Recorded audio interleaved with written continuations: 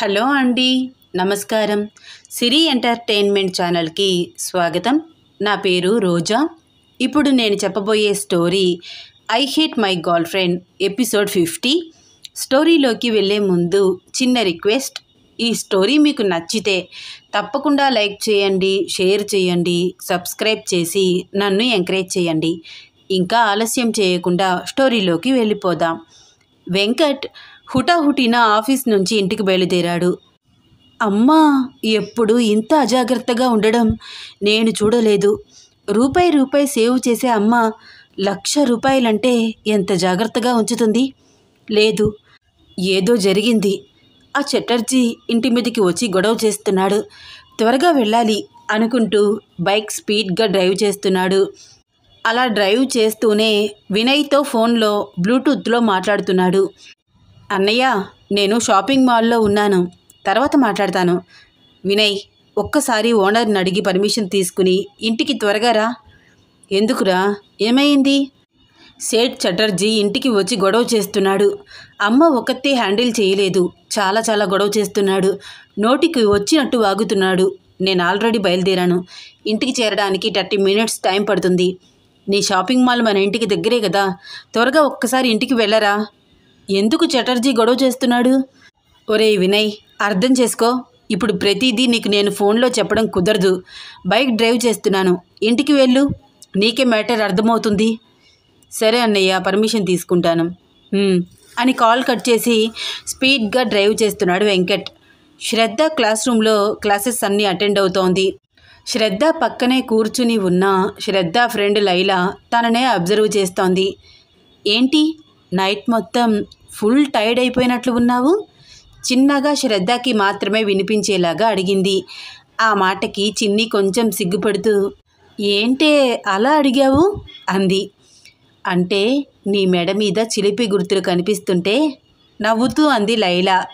లైలా మాటలకి కొంచెం కంగారు పడుతూ తన మెడ మీద చెయ్యి అడ్డం పెట్టుకుంది. చిన్ని, మెడ మీద అంటే కవర్ చేసుకుంటావు. నీ బుగ్గల మీద కూడా ఏవో ఎర్రటి మచ్చలు కనిపిస్తున్నాయి. మరింత నవ్వుతూ కవ్విస్తూ అంది లైలా. షటప్ అంటూ ప్రొఫెసర్ని పర్మిషన్ అడిగి వాష్రూమ్లోకి వెళ్ళింది చిన్ని. తనని తాను అద్దంలో చూసుకుంది. ఓ గాడ్, అబ్బా విక్కీ, కొట్టాలరా నిన్ను. నీకు చెప్తూనే ఉన్నాను, అయినా కానీ కొరికేశావు. లైలా చెప్పింది కాబట్టి నేను వచ్చి వాష్రూమ్లో చూసుకుంటున్నాను. ఎంతమంది నన్ను అబ్జర్వ్ చేస్తున్నారో ఏమో అనుకుంటూ చల్లటి నీళ్లతో మొహం కడుక్కుని హ్యాండ్ బ్యాగ్లో నుంచి ఫేస్ లోషన్ తీసి రాసుకుని వెంకట్కి కాల్ చేసింది చిన్ని. కాల్ లిఫ్ట్ చేయరా, చెప్తాను నీ పని. ఇష్టం వచ్చినట్టు కొరికేశావు. నేను చెప్పకపోయినా నా ఫేస్ చూస్తే తెలిసిపోతుంది వాళ్ళకి. నైట్ మొత్తం టైర్డ్ అయిపోయావా అని మా ఫ్రెండ్స్ నవ్వుతున్నారు అనుకుంటూ వెంకట్ ఎప్పుడు ఫోన్ లిఫ్ట్ చేస్తాడా అని వెయిట్ చేస్తోంది చిన్ని. డ్రైవ్ చేస్తూ చిన్ని ఫోన్ లిఫ్ట్ చేశాడు వెంకట్. చిన్ని, నేను నీతో తర్వాత మాట్లాడతాను. ఏంటి విక్కీ అంత కంగారుగా ఉన్నావు? తర్వాత చెప్తానే, జస్ట్ ఫ్యూ మినిట్స్ తర్వాత నేనే చేస్తాను అంటూ కాల్ కట్ చేశాడు. నా ఫోన్ కట్ చేస్తున్నావా? అంతేలే, ఇప్పుడు నీకు అర్జెంట్ పనులు ఉన్నాయి కదా, అంతా అయిపోయిందని నన్ను లైట్ తీసుకుంటున్నావా అని కోపంగా క్లాస్ రూమ్కి వెళ్ళిపోయింది. వెంకట్ ఇంటికి చేరుకునేసరికి ఇంటి దగ్గర పెద్ద గొడవ జరుగుతోంది. చటర్జీ గారు, మీరు మాటలు హద్దుల్లో పెట్టుకోండి. ఇందాకటి నుంచి చూస్తున్నాను, ఇష్టం వచ్చినట్టు మాట్లాడుతున్నారు. వినయ్ కోపంగా అంటున్నాడు. బైక్ పార్క్ చేసి వేగంగా లోపలికి వచ్చాడు వెంకట్. అదిగో వచ్చేశాడు మీ అన్న, ఇప్పుడు చెప్తాడు చూడు కబుర్లు. రా అయ్యా, నువ్వు ఒక్కడివే తక్కువయ్యావు కథలు చెప్పడానికి. ఈరోజు ఏం కథ చెప్తావో చెప్పు అన్నాడు కోపంగా చటర్జీ. చూడండి చటర్జీ గారు, ఇష్టం వచ్చినట్టు మాట్లాడద్దు. మీ డబ్బు మీకు ఇస్తాను అన్నాను, ఇచ్చేస్తాను. కొంచెం సేపు వెయిట్ చేయండి అంటూ అమ్మా రా అని అమల చెయ్యి పట్టుకుని లోపలికి తీసుకువెళ్ళాడు. అమల అప్పటికే ఏడ్చి ఉందేమో, కళ్ళు ఎర్రగా ఉన్నాయి. ఫిక్కీ, నేను ఆ డబ్బులు జాగ్రత్తగా లాకర్లో పెట్టానురా. వేసిన తాళం వేసినట్టే ఉంది. డబ్బులు మాయమైపోయాయి. వెక్కి ఏడుస్తూ అంది అమల. అమ్మ ఏడవద్దు. ఎక్కడికి పోతాయి? ఎక్కడికి పోవు. బాగా ఆలోచించు. నువ్వు లాకర్లో డబ్బులు పెట్టడం ఎవరైనా చూసారా? కీస్ ఎక్కడ పెడుతున్నావు నువ్వు? ఈ మధ్య ఎవరైనా బీరువా తీశారా? నీ రూమ్లోకి ఎవరైనా పదే పదే వచ్చారా? వెంకట్ అడిగిన ప్రశ్నలన్నిటికీ ఆలోచిస్తోంది అమల. యారా వెంకట్, చూసావా ఇంటి మీదకి వచ్చి వాడు ఎంత దౌర్జన్యం చేస్తున్నాడో? పాపంరా అక్క, ఇన్ని మాటలు పడిందో. అయినా 1,00,000 రూపాయలంటే మీకు లెక్క ఏమిటి? కోడలు పిల్లని అడిగి వాడి 1,00,000 వాడి మొహాన కొట్టండి. కట్నం తెచ్చి ఉంటుంది కదా, ఒక 4-5 కోట్లైనా. అందులో 1,00,000 తీసి వాడి మొహాన కొడితే వాడే పోతాడు. లేని బాధని నటిస్తూ ముక్కు చీదుకుంటూ అంటోంది విశాలాక్షి. పిన్ని, ఏం మాట్లాడుతున్నావు నువ్వు? కాసేపు సైలెంట్గా ఉంటావా? ఉంటాము, ఉండక ఎక్కడికి పోతాము? అయినా ఉరుము ఉరిమి మంగళం మీద పడ్డట్టు నా మీద అరుస్తావేంట్రా? నేనెక్కడ అరిచాను? సైలెంట్గా ఉండు పిన్ని, ప్లీజ్. అదిగో మళ్ళీ అరుస్తున్నావు. ఇంత లోకువుగా చూస్తుంటే ఇక్కడ ఒక్క క్షణం ఉండము, వెళ్ళిపోతాము. మాకేమైనా ఇల్లు వాకిలి లేక ఇక్కడ ఉంటున్నాం అనుకుంటున్నారా? పిన్ని, ఇప్పుడెందుకు సీన్ క్రియేట్ చేస్తున్నావు?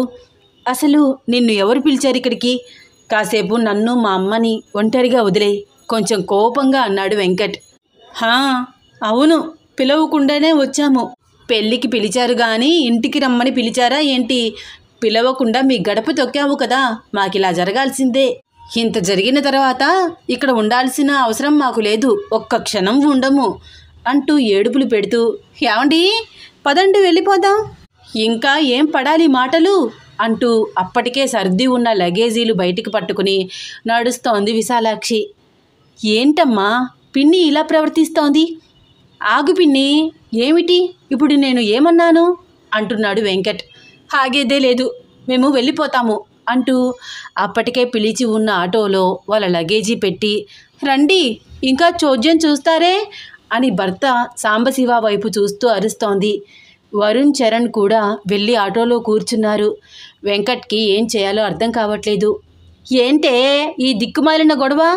ఇంట్లో ఇంత గొడవ జరుగుతుంటే తగుదునమ్మా అని కయ్యం పెట్టుకుంటున్నావు. ఉన్నట్లుండి ఇలా వెళ్ళిపోవడం ఏమిటి? అలివేలు చేతికర్ర పట్టుకుని మెట్లు దిగుతూ అరుస్తూ అంటోంది.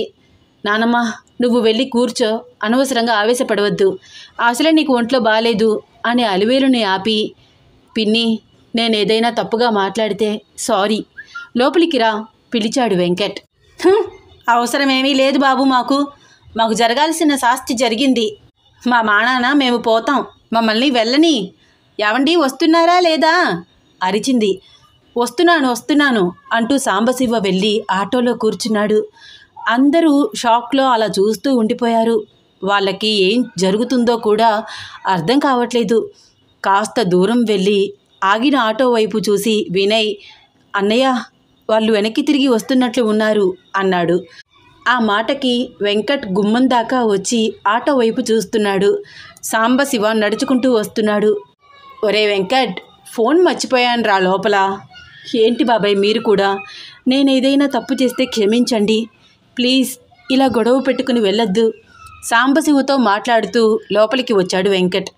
సాంబశివ వాళ్ళు స్టే చేసిన రూమ్లో నుంచి ఒక బాక్స్ తీసుకువచ్చి వెంకట్ చేతిలో పెట్టి వస్తున్న కన్నీళ్లు తుడుచుకుంటూ వెళ్ళిపోయాడు. బాబాయ్ ఏమిటిది? బాబాయ్ పిలుస్తున్న వెంకట్ వైపు చూసి పిలవద్దు అన్నట్లు కళ్ళతోనే సైగ చేసి వెళ్ళిపోయాడు సాంబశివ. ఆటో వీధి చివరి వరకు వెళ్ళిపోయాక లోపలికి వచ్చి ఆ బాక్స్ ఓపెన్ చేసి చూశాడు వెంకట్. 1,00,000 రూపాయల క్యాష్తో పాటు చిన్ని హారం కూడా ఆ బాక్సులో ఉంది. వాటితో పాటు ఒక లెటర్ కూడా. వదినా, అమ్మలాంటి నిన్ను నా భార్య ఎన్నెన్ని మాటలు అంటున్నా ఎదురు తిరిగి సమాధానం చెప్పలేని నిస్సహాయుడిని. ఎందుకంటే నేను దానిని తిట్టినా కొట్టినా ఆత్మహత్య చేసుకుంటుందేమోనని భయము. మూర్ఖత్వానికి మారు రూపం నా భార్య. అది చేస్తోంది తప్పు. ఆ తప్పుని సమర్థిస్తే నేను కూడా తప్పు చేసినట్టే అవుతుంది. అందుకనే అది తీసిన డబ్బులు నగలు అన్నీ మీకు మళ్ళీ అందజేస్తున్నాను.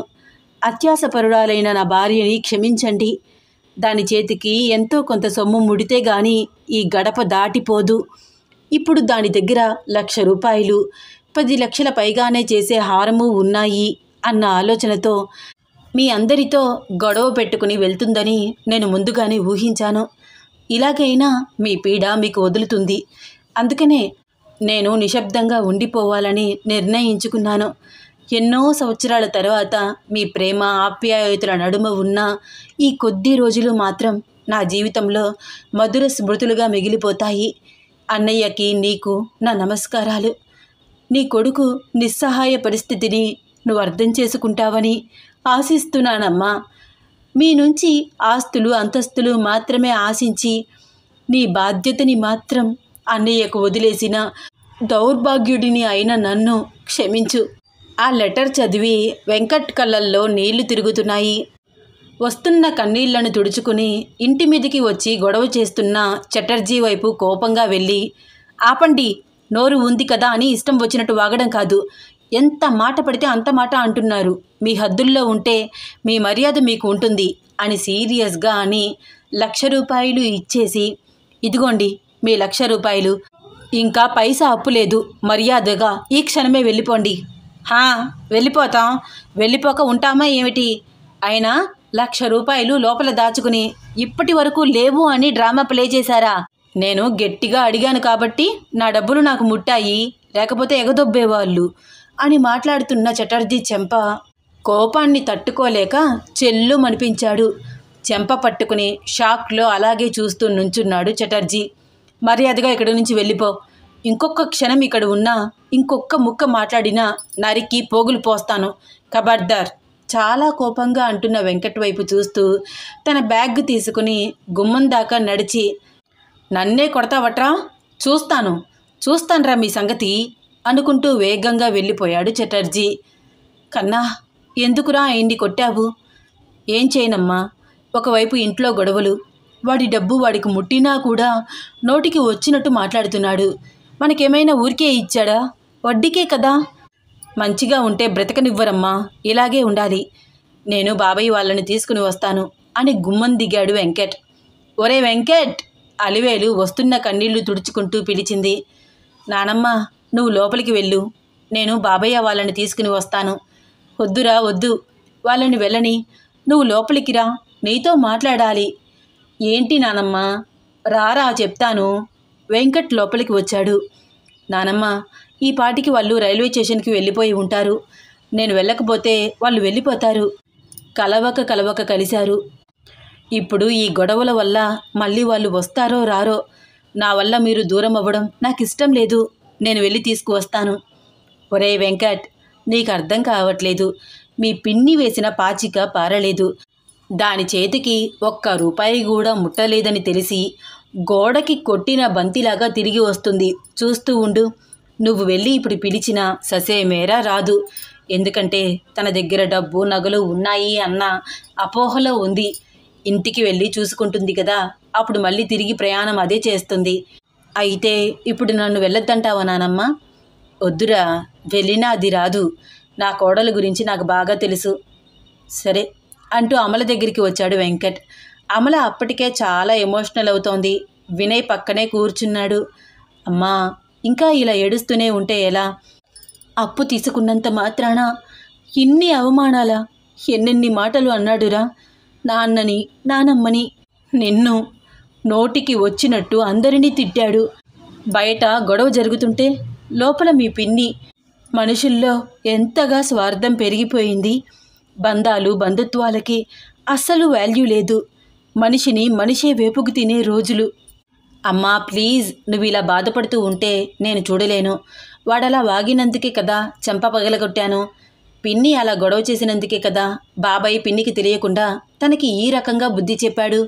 నువ్వు ఒకవైపే ఆలోచించకమ్మా అంటూ అమ్మల కళ్ళు తుడిచాడు వెంకట్.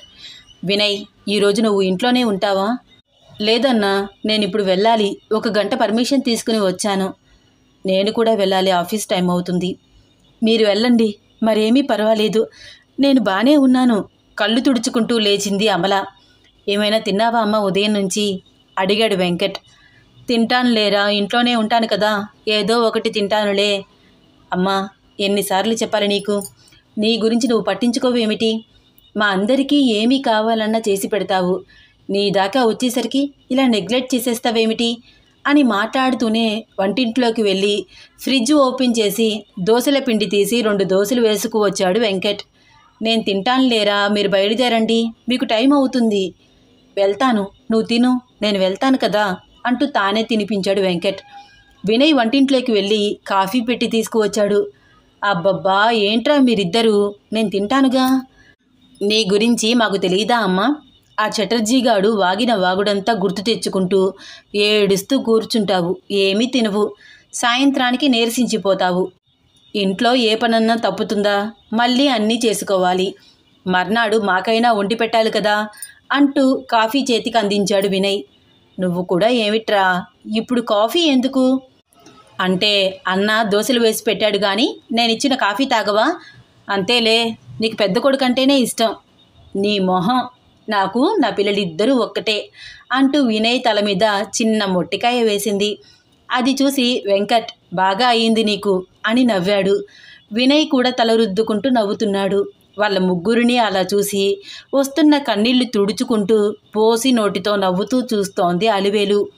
అలివేలు నవ్వుతూ ఉంటే ఆవిడని చూస్తూ, అయినా ఏంటి నానమ్మ, ఉత్తప్పుడు చేతికర్ర విష్ణు చక్రంలాగా తిప్పుతావుగా, ఈరోజు ఏమైంది నీకు? కెపాసిటీ సరిపోవట్లేదా? మా అమ్మ నీకు సరిగ్గా పెట్టట్లేదా? వాడు అన్ని మాటలు అంటుంటే 4 తగిలించచ్చుగా. నవ్వుతూ అలివేలు వైపు చూసి కనురెప్పలు ఎగరేస్తూ అడిగాడు వెంకట్. మామూలుగా అయితే 4 కాదు 40 తగిలించేదాన్ని, కానీ డబ్బులు కనిపించట్లేదు అనేసరికి బుర్ర పని చేయలేదురా. 1 రూపాయ 2 రూపాయలా? 1,00,000 రూపాయలంటే మాటలా? కంగారులో కాలు చెయ్యి ఆడలేదు. అవునా, మంచి పని అయ్యింది, లేకపోతే ఈరోజు చటర్జీ వీపు విమానం మొత్తం మోగిపోయేది నవ్వుతూ అన్నాడు వినయ్. అందరూ ఒకటే నవ్వులు. సరే అమ్మా, ఇంక నేను ఆఫీస్కి బయలుదేరతాను. హ్యాండ్ వాష్ చేసుకుని వినయ్ని కూడా బైక్ మీద ఎక్కించుకుని వినయ్ని షాపింగ్ మాల్ దగ్గర డ్రాప్ చేసి తాను ఆఫీస్కి బయలుదేరాడు వెంకట్. 1/2 అవర్ జర్నీ తర్వాత తన క్యాబిన్కి వెళ్ళి ఏసీ ఫుల్గా వేసుకుని 10 మినిట్స్ కళ్ళు మూసుకుని అలాగే ఉండిపోయాడు. కాసేపటి తర్వాత ఫోన్ తీసి నోటిఫికేషన్స్ అన్నీ అబ్జర్వ్ చేస్తున్నాడు. చిన్ని నుంచి వరుసగా మెసేజ్లు. వికీ, ఎందుకురా నా కాల్ కట్ చేస్తున్నావు? నేను కాల్ చేస్తే అర్జెంట్ పని అని చెప్తావా? నాతో 1 మినిట్ మాట్లాడడానికి నీ దగ్గర టైం లేదా? అయినా నాకన్నా ఇంపార్టెంట్ నీకేమిటి? ప్లీజ్ విక్కీ, 1 మినిట్ మాట్లాడు అని అంటూనే ఉండేవాడివి, ఇప్పుడేమో కాల్ కట్ చేస్తున్నావు. అంత ఇంపార్టెంట్ పని ఏమిటో చెప్తారా సార్? నేను ఇన్ని మెసేజెస్ చేస్తున్నా ఒక్కదానికి కూడా రిప్లై ఇవ్వట్లేదు. అసలు ఆన్లైన్లోకే రావట్లేదు. నా మెసేజ్ చూడడం కూడా ఇష్టం లేదా నీకు? ఎందుకని నాతో మాట్లాడట్లేదు? అంతేలే, అన్నీ అయిపోయాయి కదా, అప్పుడే బోర్ కొట్టేశానా? అందుకే అత్తయ్య వాళ్ళు చెప్పినట్టు వింటే బాగుండేది. నీ మాట వింటూ నీకు కోఆపరేట్ చేశాను కదా, అందుకే నన్ను లైట్ తీసుకుంటున్నావా? అదే వెయిట్ చేస్తుంది, వెయిట్ చేయక ఏం చేస్తుంది అనుకుంటున్నావా? ఇలాంటి పిచ్చి పిచ్చి మెసేజ్లు చాలా చాలా చేసింది. అసలే పిచ్చి పట్టినట్టు ఉంది వెంకట్కి. ఒకవైపు ఆఫీస్ టెన్షన్స్, మరొక వైపు ఇంటి దగ్గర గొడవలు, ఇంకొక వైపు నుంచి చిన్ని ఒక్కసారి కాల్ లిఫ్ట్ చేయనందుకు ఇష్టం వచ్చినట్టు మాట్లాడుతూ అపార్థం చేసుకోవడం. వెంకట్ కాల్ చేశాడు. క్లాస్ రూమ్లో చిన్ని ఫోన్ రింగ్ అవుతోంది. మ్యాథ్స్ ప్రొఫెసర్ చంట శాసనుడు క్లాస్ చెప్తున్నాడు. పదే పదే కాల్ కట్ చేస్తోంది చిన్ని. మళ్ళీ మళ్ళీ కాల్ చేస్తున్నాడు వెంకట్. మళ్ళీ కాల్ కట్ చేస్తోంది చిన్ని. Get out in my class room, గట్టిగా అరిచాడు ప్రొఫెసర్. ఉలిక్కి పడింది చిన్ని. తన బ్యాగ్ తీసుకుని కందగడ్డలాగా ఉన్న ప్రొఫెసర్ మొహం వైపు భయంగా చూస్తూ, ఆ మొహం ఏంట్రా బాబు, చింపాంజీ ఫేసు. మీ ఆవిడ నిన్ను ఎలా చూస్తుందో ఏమో, పాపం మీ ఆవిడ అని మనసులో అనుకుంటూ భయం భయంగా అతని వైపు చూస్తూ గబగబా అడుగులు వేసుకుంటూ బయటికి వచ్చేసింది. ఎందుకురా పదే పదే కాల్ చేస్తున్నావు, దొంగనా మొగుడా? కాల్ కట్ చేస్తూ అనుకుంటోంది చిన్ని. వెంకట్ ఎన్నిసార్లు కాల్ చేస్తున్నా లిఫ్ట్ చేయట్లేదు. దీనికేమైనా మైండ్ దొబ్బిందా? ఎందుకు కాల్ లిఫ్ట్ చేయలేదు అని కూడా అడగదా? చేస్తుంటే కాల్ కట్ చేస్తుంది. ఏంటే, నీకేమైనా మైండ్ దొబ్బిందా? మెసేజ్ చేశాడు వెంకట్. హా అవును, ఈ మధ్య పెళ్ళయింది, నా మొగుడు వల్ల నా మైండ్ దొబ్బింది రిప్లై ఇచ్చింది. ఏ పాపం, నీ మొగుడు ఏం చేశాడు? నేను బోరు కొట్టాను, నా కాల్ లిఫ్ట్ చేయట్లేదు నా మొగుడు. నీ చెంప పగల కొడతాను పిచ్చివాగుడు వాగావంటే. ఖచ్చితంగా బోర్ కొట్టాను, అందుకే కొడతాను అంటున్నావు. నీ నెంబరు బ్లాక్లో పెట్టేస్తాను ఉండు. నీ నీకు ఇలా కాదే, వస్తున్నా ఉండు. ఆఫ్లైన్లోకి వెళ్ళిపోయాడు వెంకట్. ఎక్కడికి వస్తావు? మెసేజ్కి రిప్లై లేదు. హలో, ఉన్నావా? మరొక మెసేజ్ చేసింది. రిప్లై లేదు. ఏంటి లెవెల్ చూపిస్తున్నారా? మై డియర్ హస్బెండ్ గారు. మరొక మెసేజ్ చేసింది. రిప్లై లేదు. అలా 20 మినిట్స్కి ఒక్కసారి వాట్సాప్ ఓపెన్ చేసి చూస్తూనే ఉంది. వామ్మో, వీడికి నిజంగా కోపం వచ్చిందేమో. వస్తే రాని, నాకు కూడా కోపం వచ్చింది. నా మెడ మీద గట్టిగా కొరికేశాడు. మా ఫ్రెండ్స్ చూసి ఏమిటిది, మీ మధ్య రొమాన్స్ ఫీక్స్లో ఉంది కదా అని అడుగుతున్నారు. ఏం చెప్పాలి వాళ్ళకి? ఈడియట్. కోపంగా కాల్ చేస్తే తిట్లు తినాలి కదా. ఫోన్ లిఫ్ట్ చేయకుండా తర్వాత మాట్లాడతాను అంటే నా ఫ్రస్ట్రేషన్ ఫీక్స్కి వెళ్ళిపోదా? అతనికి కాదు, నాకు కూడా కోపం వస్తుంది.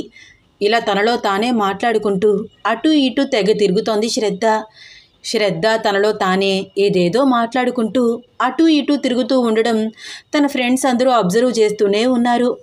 ఏమైంది దీనికి అని వాళ్ళల్లో వాళ్ళే మాట్లాడుకుంటూ విండోలో నుంచి శ్రద్ధ వైపు చూస్తూ నవ్వుకుంటున్నారు. మన శ్రద్ధకి కొత్తగా పెళ్ళయింది కదా, కొత్తలో అలాగే ఉంటుందిలే, ఇలా కొంచెం పిచ్చెక్కుతుంది అని అనుకుంటూ ప్రొఫెసర్ చూడకుండా కమెంట్స్ చేస్తున్నారు. విక్కీ కోపంగా కాలేజ్ ఎంట్రన్స్ దగ్గర బైక్ పార్క్ చేసి లోపలికి వస్తున్నాడు. సరాసరి శ్రద్ధ క్లాస్ రూమ్ దగ్గరికి వస్తున్నాడు. అటు ఇటు తిరుగుతున్న శ్రద్ధని దూరం నుంచి అబ్జర్వ్ చేశాడు. తన ఫోన్ తీసుకుని ఎక్కడున్నావే మెసేజ్ చేశాడు.